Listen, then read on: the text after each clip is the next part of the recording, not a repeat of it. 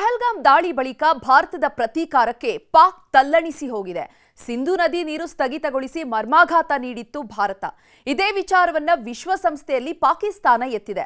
ಇದಕ್ಕೆ ಭಾರತ ಕೊಟ್ಟ ಪಂಚ್ಗೆ ಶತ್ರು ರಾಷ್ಟ್ರದ ನಾಯಕರು ಕಂಗಾಲಾಗಿ ಹೋಗಿದ್ದಾರೆ. ಇತ್ತ ಪೂಂಚ್ನಲ್ಲಿ ರಾಹುಲ್ ಗಾಂಧಿ ರೌಂಡ್ಸ್ ಹಾಕಿದ್ದಾರೆ.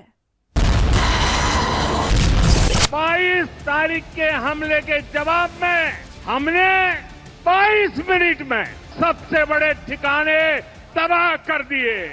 ಪಹಲ್ಗಾಮ್ನಲ್ಲಿ ಭಾರತೀಯ ಪ್ರವಾಸಿಗರನ್ನ ಹತ್ಯೆ ಮಾಡಿದ್ದಕ್ಕೆ ಪ್ರತಿಯಾಗಿ ಪಾಕಿಸ್ತಾನಕ್ಕೆ ಭಾರತ ಕೊಟ್ಟಿರೋ ಏಟಿಗೆ ಆ ದೇಶ ವಿಲವಿಲ ಅಂತ ಒದ್ದಾಡ್ತಿದೆ. ಪಾಕಿಸ್ತಾನಕ್ಕೆ ನುಗ್ಗಿ ಆಪರೇಷನ್ ಸಿಂಧೂರ್ ಮೂಲಕ ನೂರಾರು ಉಗ್ರರ ರುಂಡ ಚೆಂಡಾಡಿತ್ತು. ಜೊತೆಗೆ ಉಗ್ರತ್ವ ಪೋಷಿಸಿದ ತಪ್ಪಿಗೆ ಪಾಕ್ನ 9 ವಾಯುನೆಲೆಗಳನ್ನು ಭಾರತ ಧ್ವಂಸಗೊಳಿಸಿ ಕಟುವಾದ ಸಂದೇಶ ನೀಡಿತ್ತು.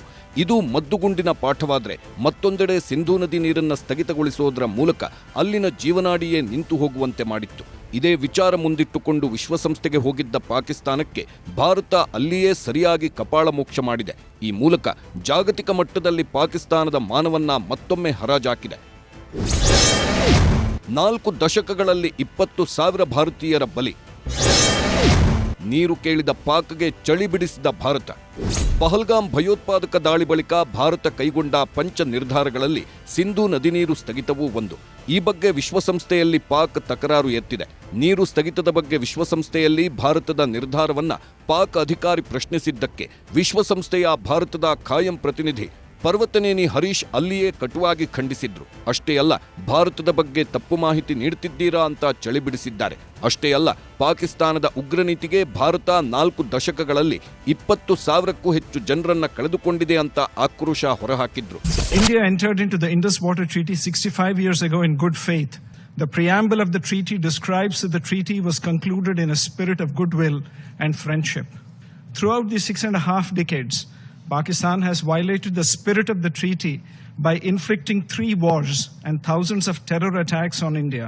In the last 4 decades, more than 20,000 Indian lives have been lost in terror attacks, the most recent of which was a dastardly targeted terror attack on tourists in Pahalgam last month. ವಿದೇಶಿ ನೆಲದಲ್ಲಿ ಪಾಕ್ ಬಣ್ಣ ಬಯಲು. ಭಾರತದ ಉಗ್ರ ನಿಗ್ರಹಕ್ಕೆ Germany ಬೆಂಬಲ. ಪಾಕಿಸ್ತಾನ ಪ್ರಚೋದಿತ ಭಯೋತ್ಪಾದನೆ ಬಗ್ಗೆ ವಾಸ್ತವಾಂಶ ವಿವರಿಸಲು ಭಾರತದ ಸರ್ವಪಕ್ಷಗಳ ನಿಯೋಗ ವಿದೇಶಗಳಿಗೆ ತೆರಳಿದೆ. ಬಿಜೆಪಿ ಸಂಸದ ಬೈಜಯಂತ್ ಪಂಡಾ ನೇತೃತ್ವದ ತಂಡ ಬಹ್ರೇನ್ ದೇಶದ ಅಧಿಕಾರಿಗಳ ಜೊತೆ ಸಭೆ ನಡೆಸಿ ಪಾಕಿಸ್ತಾನದ ಕೃತ್ಯಗಳ ಬಗ್ಗೆ ವರದಿ ನೀಡಿದೆ. ಇನ್ನು ಡಿಎಂಕೆ ಸಂಸದೆ ಕನ್ನಿಮೋಳಿ ನೇತೃತ್ವದ ನಿಯೋಗವು ರಷ್ಯಾಗೆ ತೆರಳಿ ಪಾಕ್ ಕೃತ್ಯಗಳ ಬಗ್ಗೆ ಸಭೆ ಮಾಡಿದೆ. ಜಪಾನ್ನ ಟೋಕಿಯೋಗೆ ಭೇಟಿ ನೀಡಿರುವ ಜೆಡಿಯು ಸಂಸದ ಸಂಜಯ್ ಝಾ ನೇತೃತ್ವದ ನಿಯೋಗ ಅಲ್ಲಿನ ಅಧಿಕಾರಿಗಳ ಜೊತೆ ಸಭೆ ಮಾಡಿದ್ರು. ಈ ಮಧ್ಯೆ ರಾಸ್ ಬಿಹಾರಿ ಬೋಸ್ ಸಮಾಧಿ ಬಳಿಗೆ ತೆರಳಿ ಗೌರವ ನಮನ ಸಲ್ಲಿಸಿದ್ರು.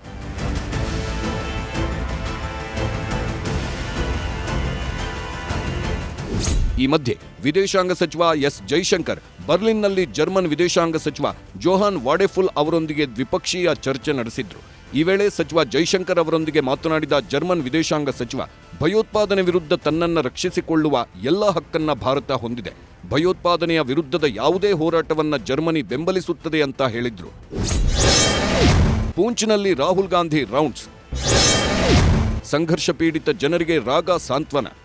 ಭಾರತ ಮತ್ತು ಪಾಕಿಸ್ತಾನ ನಡುವಿನ ಸಂಘರ್ಷದಲ್ಲಿ ಪಾಕಿಸ್ತಾನದ ಶೆಲ್ ದಾಳಿಯಲ್ಲಿ ಗಾಯಗೊಂಡವರನ್ನ ವಿಪಕ್ಷ ನಾಯಕ ರಾಹುಲ್ ಗಾಂಧಿ ಭೇಟಿಯಾದ್ರು.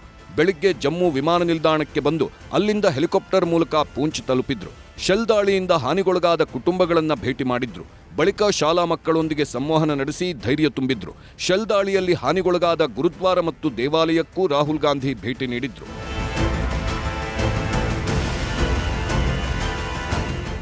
ಇಷ್ಟೆಲ್ಲ ಬೆಳವಣಿಗೆಗಳ ಮಧ್ಯೆ ಗುಜರಾತ್ ಎಟಿಎಸ್ ಭರ್ಜರಿ ಕಾರ್ಯಾಚರಣೆ ನಡೆಸಿ ಪಾಕ್ ಪರ ಬೇಹುಗಾರಿಕೆ ಮಾಡುತ್ತಿದ್ದ ವ್ಯಕ್ತಿಯನ್ನ ಅರೆಸ್ಟ್ ಮಾಡಿದೆ. ಕಚ್ ಗಡಿಯಲ್ಲಿ ವ್ಯಕ್ತಿಯನ್ನ ಬಂಧಿಸಿದ್ದು ಈತ ಭಾರತದ ಮಿಲಿಟರಿ ಫೋಟೋಗಳನ್ನ ಪಾಕ್ಗೆ ರವಾನಿಸುತ್ತಿದ್ದ ಎನ್ನಲಾಗಿದೆ. ಮತ್ತೊಂದೆಡೆ ಭಾರತ ಪಾಕಿಸ್ತಾನ ಅಂತಾರಾಷ್ಟ್ರೀಯ ಗಡಿಯಲ್ಲಿ ಪಾಕ್ ಒಳನುಸುಳುಕೋರರನ್ನ ಗಡಿ ಭದ್ರತಾ ಪಡೆ ಹೊಡೆದುರುಳಿಸಿದೆ. Bureau report, news 18.